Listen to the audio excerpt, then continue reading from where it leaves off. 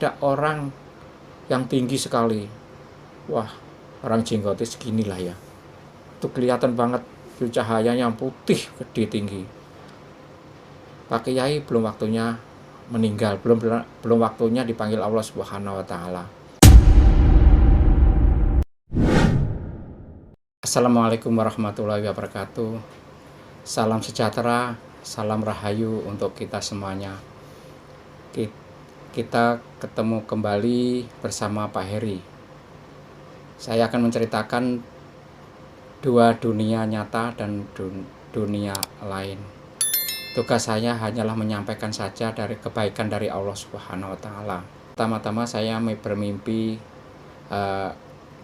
di badan kita dibersihkan, hati kita dibersihkan, atau seperti kayak orang mau dioperasi.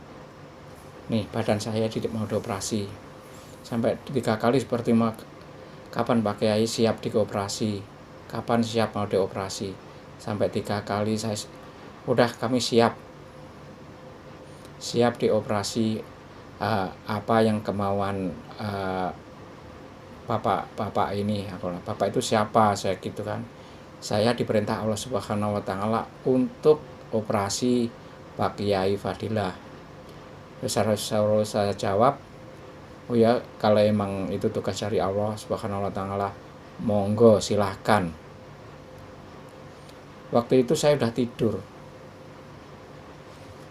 tapi seakan-akan itu kayak kejadian yang nyata. Saya turun dari tempat tidur, saya ditemuin dua orang itu udah siap kayak dokter mau operasi. Nah, saya disiapkan semua, saya siap.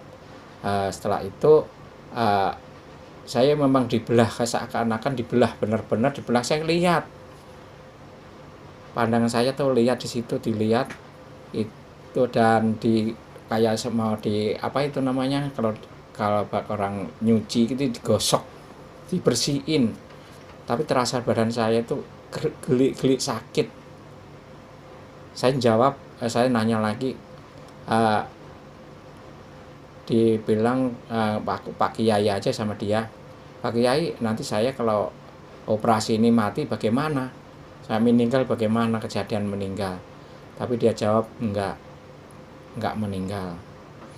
Nah, setelah itu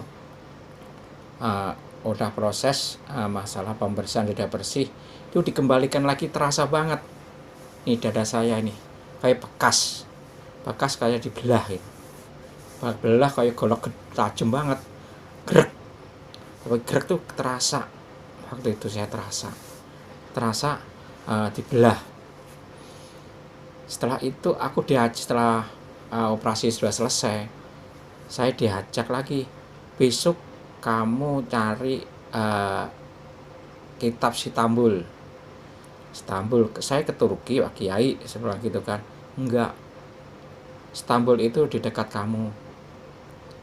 Di dekat mana?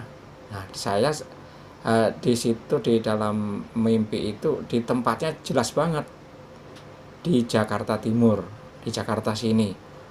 Setelah itu saya cari-cari sampai seminggu, saya cari terus, mencari terus, sama nyari informasi.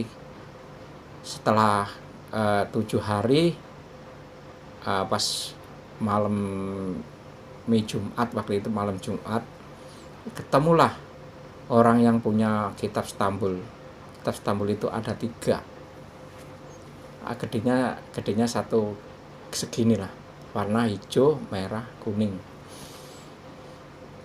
Saya langsung datang ke situ, dalam mimpi saya ada 3 itu. Saya datang ke rumahnya ibu yang mempunyai kitab Istanbul itu. Saya datang, saya nanya, orang-orang yang di situ kan banyak banget, orang banyak. Saya tanya ibu ini, apakah benar nama ini? Oh iya benar Pak, iya benar, gitu katanya begitu. Terus saya masuk ke rumahnya, langsung saya nggak basa-basi lagi, menanyakan kitab Stambul. Apakah ibu punya kitab Stambul? Saya punya. Kok Pak Heri kok tahu, katanya bilang gitu. Saya kenal langsung nih, kayak udah kenal sama beliau ini, udah kenal sama ibu itu. Karena memang nggak tahu, saya tahu dari mimpi saya. Setelah itu, iya saya yang punya. Orang yang pertama di Indonesia saya yang punya kitab Stambul itu, yang asli. Nah setelah itu saya, kalau asli saya lihat dulu Bu, keasliannya. Kalau emang asli, waktu itu saya lihat itu cahayanya di kitab itu ada dari saripatinya matahari. Itu terang sekali. Itu jam 12 malam kejadiannya. Saya buka. Itu ada yang warna hijau, kitab yang warna hijau. Pertama saya buka, itu pas di depan saya begini, saya taruh begini, udah buka sendiri, ada semua tuh penuh tuh asli. Terus saya tanya lagi, yang satunya mana Bu? Saya tanya lagi, mintanya warna kuning. Yang warna kuning saya taruh di tangan saya, di atas tangan saya ini telapak. Itu masih sinar matahari, itu masih saya pakai. Saya lihat buka sendiri, ada separuh. Itu yang separuh asli, yang separuh tidak. Ada satu lagi yang merah. Yang merah itu persis sama, gedenya sama. Terus saya minta saya pinjam lagi, saya buka lagi. Itu cuman dek itu cuman 2 lembar yang asli. Tapi yang selainnya itu tidak asli. Setelah itu terjadi, kurang lebih jam 2 saya pamit pulang. Saya mengucapkan terima kasih kepada ibu. Tugas saya hanyalah untuk membuka, melihat keaslian kitab Stambul itu. Kemudian mau kerja, saya waktu itu masih kerja. Aku mau kerja, kok ada seperti angin. Seperti angin itu kok langsung kayak menendang saya gitu, menendang. Tapi situ saya itu nggak bisa napas, nggak bisa apa-apa. Jadi waktu itu keesok harinya, itu pagi harinya. Setelah itu kenapa kaki saya sini kok gemeter, perut saya itu sakit waktu itu. Terus dibawa ke rumah sakit waktu itu. Di rumah sakit yang kecil lah, termasuk yang kecil. Di situ ditolak saya. Di situ ada pingsan 2 kali. Nah, pingsan 2 kali.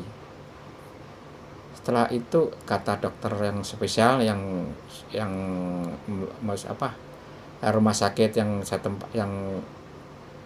datangin itu pertama, dibilang ini penyakit jantung kronis. Saya mendengar tapi nggak bisa apa-apa. Terus dibawalah sama adik-adik saya juga waktu itu. Dibawa di rumah sakit yang besar, rumah sakit internasional di Jakarta ini. Kemudian saya di tengah jalan pingsan lagi ya, seperti pingsan yang pertama. Ada angin kayak puting beliung itu ya, puting beliung kayak muter ke tempat ke dada saya. Akhirnya saya pingsan lagi di jalan. Setelah itu saya kayak ada yang bangunin lagi, saya bangun lagi, sudah sadar lagi. Sampai ke rumah sakit internasional itu, saya pingsan lagi. Saya duduk sambil menunggu daftar itu, saya pingsan agak lama. Di situ ada rumah sakit khusus jantung. Nah, di situ diterima sama perawat-perawat situ. Sebelum saya masuk ke UGD, saya pingsan lagi. Nah, ini buat pelajaran saya itu, pingsan lagi lama. Kenapa kan lama? Sama perawat itu nggak dikasih apa-apa katanya. Nggak usah dikasih apa-apa kalau pingsan. Nah, ini pelajaran waktu itu ya. Jangan kalau orang pingsan itu emang enak. nyaman, nggak ada sumuk, nggak panas, nggak. Kayak seakan-akan kayak ada di taman, adem, enak. Setelah itu sama perawatnya dicubit yang bagian yang gelik ya, yang gelik lah istilahnya, jangan dikasih apa-apa. Akhirnya apa, saya merasa saya itu, orang ini ngapain, orang ini kenapa kok saya lagi tidur kok dibangun-bangunin, kok ganggu aja orang tidur. Itu dalam saya pingsan itu. Terus kemudian saya nggak betah lah, nggak betah orang lagi tidur digodain aja, istilahnya dikelitikin di ini. Saya langsung bangun. Nah itulah kejadian tadi bapak tadi pingsan. Oh ya pingsan, terus dibawa ke UGD. Nah di UGD ditangani sama dokter ahli jantung. Nah di saya divonis di situ, langsung divonis, wah ini pasien ini punya riwayat penyakit udah kronis 3, artinya kronis 3. Saya denger aja, saya nggak bisa ngomong apa-apa, masih lemes waktu itu. Dokter TK itu mengatakan seperti itu. Terus saya dibawa untuk pengecekan pertama. Yang pertama juga iya, ini Pak, saya keadaan sadar itu waktu itu, udah sadar, udah biasa. Kata ini Pak Heri sakit jantung, ini kronis, besok akan dioperasi, kata dokter seperti itu.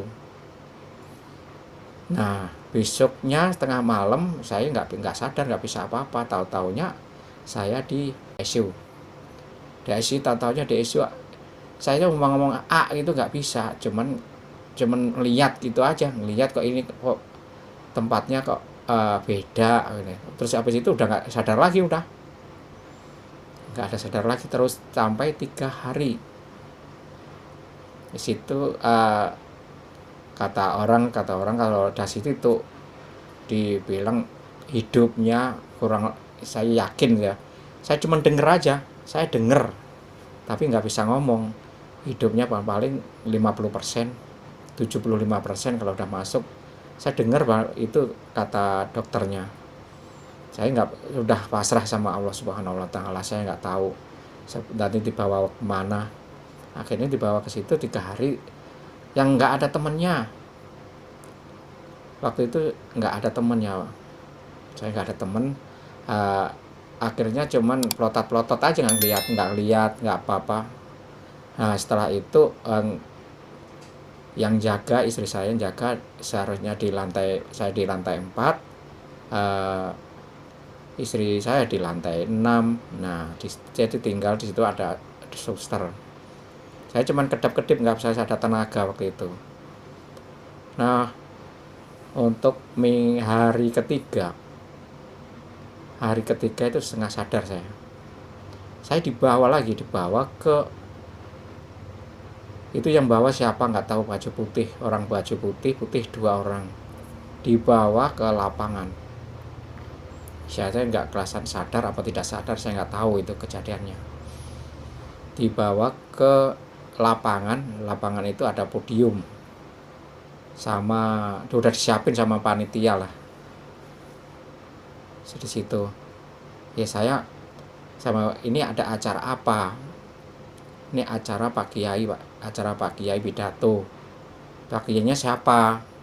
Ini Pak Kiai, Pak Kiai Heri, Pak Kiai Fadilah. Nah di situ bukannya Pak Heri, saya Kiai Fadilah. Setelah itu kejadian prosesnya, saya ngikutin aturannya dia, aturan yang saya dibawa tadi. Tolong Pak Kiai pidato, silahkan, udah waktu dan tempat kami persilahkan, begitu kan. Kalau orang manusia kan lebih di alam itu lebih halus sebenarnya, lebih halus. Apa yang saya ceritakan, apa yang saya sampaikan ke umat ini. Nah saya lihat santri-santri, bukan santri, yang hadir tuh pakai baju putih, baju hitam, itu orangnya gede-gede sekali. Saya itu belum pernah orang lihat segitu gede banget. Dan sama semua binatang, badannya manusia, kepalanya dari kepala sini ya, itu semua binatang ada di situ. Nah, apa yang saya sampaikan, saya nggak pikir-pikir lagi, saya sampaikan cuman 2. Ayo kita bertakwa kepada Allah Subhanahu wa Ta'ala. Terus yang kedua, saya pamit, saya akan dipanggil Allah Subhanahu wa Ta'ala. Terus ada orang yang tinggi sekali, wah, orang jenggotnya segini lah ya, itu kelihatan banget cahayanya yang putih, gede, tinggi. Pak Kiai belum waktunya meninggal, belum waktunya dipanggil Allah Subhanahu wa Ta'ala. Itu langsung saya jawab, apabila Allah belum memanggil saya mengucapkan terima kasih. Itu aja saya sampaikan kepada hamba-hamba Allah. Pada hari ini saya pastinya saya belum dipanggil Allah Subhanahu wa Ta'ala. Iya betul, katanya bilang gitu. Setelah itu saya turun dari posisi, saya pamit. Ya, itu yang saya sampaikan. Apabila ada kata-kata yang kurang sopan, mohon dimaafkan. Nah, setelah itu saya balik. Setelah itu saya balik lagi. Ayo Pak Kiai, saya akan mengucapkan selamat kepada Pak Kiai. Nah, semua saya siap untuk salaman. Yang pertama yang mengucapkan belum waktunya meninggal itu memberikan salam. Kepala saya diginiin, kayaknya orang nggak sopan banget gitu. Tapi pas saya dipegang begini, dingin sekali, adem. Itu luar biasa, orang itu mungkin dengan kesabarannya adem banget. Nah, setelah itu yang gantian yang lain-lain. Salah saya, tangan saya cuma begini aja nih. Bos, itu semua berapa kurang lebih, saya menghitung ada ribuan yang mau salaman sama saya. Kejadian itu sampai selesai, saya jalan sendiri masuk ke ruangan itu. Setelah saya masuk, saya kayak balik lagi ke jasad saya. Terus saya tengok alatnya ICU itu kok normal apa gimana, saya tak lihat kok normal. Saya manggil suster, maaf sus, sini. Oh Pak Heri, iya sini sus. Terus dia jawabnya apa? Suster, namanya suster itu kan agama sama, beda agama. Dia menjawab haleluya, katanya begitu. Dia kenapa susah pelan-pelan gitu kan. Ini luar biasa, Bapak mimpi apa, katanya. Tadi sekarang alatnya udah normal semua bahasanya. Ya besok pindah ke tempat oknam, yang tempat biasa, nggak boleh, jangan di sini besok ya Pak Eri, katanya begitu. Nah, ada suara ngik di situ sampai 3 kali nganging. Saya bingung, apakah napas saya apa ini gitu kan. Saya panggil lagi, saya waktu itu aku nggak napas kok bunyi ngangik. Ya itu aku bingung. Waktu itu tak panggil lagi, suster, ada apa Pak Eri? Nah, waktu itu kejadiannya, waktu itu udah datang lagi. Sus, aku menanya, ini suara ngik itu apa suara napasku, apa suara apa lagi nih gitu kan. Nah, waktu itu napas, nah ini Pak, tadi pagi di servis kayaknya belum pas, bunyi AC. Astagfirullahaladzim. Oh, tadi perasaan saya napas saya nggak taunya AC ya. Iya, katanya begitu. Ya udah. Terus setelah itu dipanggil istri saya, dipanggil ke lantai 6. Terus buka tempat ICU tuh. Saya diem aja gitu, saya ngeliat. Dia nangis. Kalau dipanggil waktu itu, kalau dipanggil itu pasti meninggal katanya, bilang gitu kan, dalam batinnya istri saya waktu itu. Terus saya, Bu, saya itu masih hidup, belum meninggal. Saya gitu tuh, Bu, kayak sama ibunya, alhamdulillah katanya masih kesempatan Pak Heri. Iya, alhamdulillah. Itu ceritanya. Kitab Istanbul itu sampai sampai sekarang dikasih kesempatan saya hidup kembali, seakan-akan hidup kembali. Saya mengucapkan terima kasih telah menyaksikan dari awal sampai akhir. Maaf ada kata salah. Semoga bermanfaat, semoga mendapatkan karomah dari kekasih-kekasih Allah Subhanahu wa taala. Amin ya rabbal alamin. Lihada yakum. Assalamualaikum warahmatullahi wabarakatuh.